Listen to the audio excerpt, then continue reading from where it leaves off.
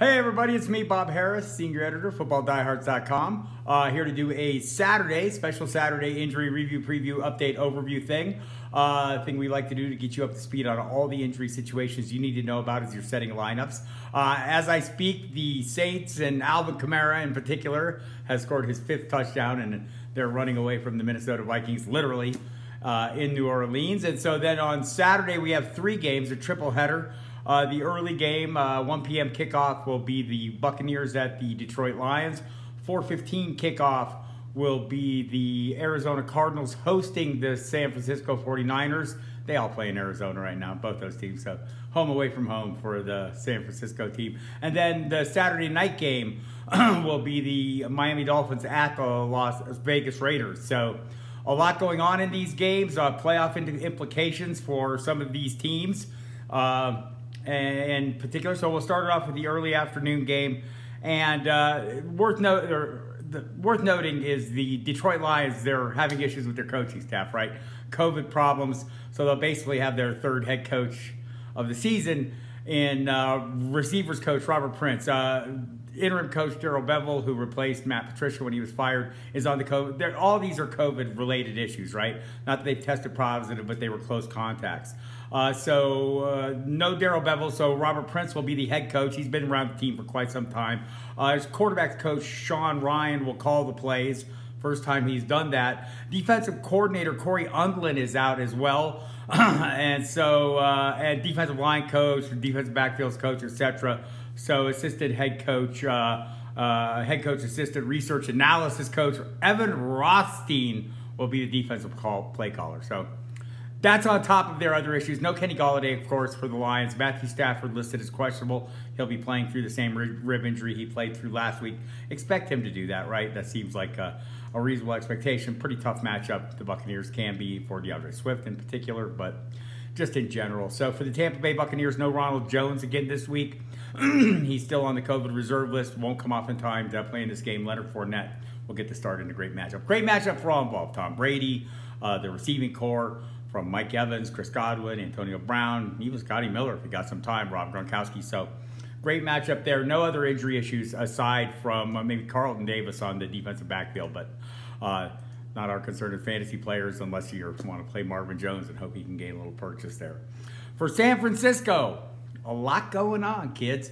George Kittle is back. Again, articles on all these situations are available in the late-breaking updates section of the site, so if you're just coming here trying to catch up to speed before you set your lineup, you want to dig a little deeper, there's information available. Go to the staff rankings, and you'll find links to all the latest information next to each of the specific players. So always check that out, and always check to make sure nothing's changed from the time I do this. I'm recording this again Friday evening as the Saints and Vikings wind things down in New Orleans, so things will change, and we'll have the inactives in the 90 minutes leading up to each set of kickoffs. Anyhow, back to San Francisco. No Raheem Mostert, no Nick Mullins, no Deebo Samuel. All of them out. Mostert and Mullins placed on IR. They're essentially done for the year. Deebo Samuel not expected to play again. They will be having C.J. Beathard at quarterback. Jeff Wilson Jr. seems like he'll be the lead back. Jerick McKinnon and Tevin Coleman available to chip in behind him. More interest, though, George Kittle is back. Activated officially Friday afternoon. Kyle Shanahan said that would be the case as early as Thursday, and it will be the case. They say he'll be on a bit of a pitch count. We don't know what that means, but he will be on the field and playing in this one. For the Arizona Cardinals, there's a fair amount going on there, too. Mostly at tight end, where they've had like a rash of injuries. Dan Arnold with the back, Darrell Daniels, and Max Williams, all listed as questionable. Ankle for Williams, hamstring for Daniels. So they promoted, they're adding guys from the practice squad. They're doing everything they can. So not clear if any of those guys will play. Not clear if you should be forcing any of them into lineups. Chase Edmonds also questionable for this game with ankle and knee injuries. Last week it was just the ankle. He played really well with that. So not sure that would be a huge concern for me. And the kicker will be, in case you missed it last week, Zane Gonzalez went on IR, so the kicker of record now, they promoted him to the active roster and signed him, I think, for the last 2 weeks now is Mike Nugent. Miami Dolphins at the Raiders. For the Dolphins, Mike Gesicki, Jakeem Grant, Devontae Parker, all listed as questionable. Seems like they all have a good chance of playing. This is essentially a playoff game, or that's how the Dolphins are viewing it essentially the same for the Raiders. Their chances are minimal, but they need to win, so they'll be going all out. Salvon Ahmed, great game last week. He will have to contend with Myles Gaskin this week. That's a bit of an issue, right? Gaskin back off the COVID reserve list. So his first game back, does he get a first full workload? It's worth noting, I have an article up on the site, or I will on Saturday, about the possibilities of that timeshare. So check that out before you set your final lineup. But the matchup supports two running backs both hitting double digits. It's possible, people. So there's that. And I'll be watching for any changes or any developments or any news that might suggest who's going to be in or out of that game, or what kind of workloads we can expect for Ahmed and Gaskin. All right, for the Raiders, the injury report is most notable for the name that's not on it. Derek Carr has avoided injury designation. Remember when he hurt himself a week ago Thursday? It was like a 10 to 14-day injury. It looks like he's going to be back in 8 days. He's worked fully the last 2 days in practice.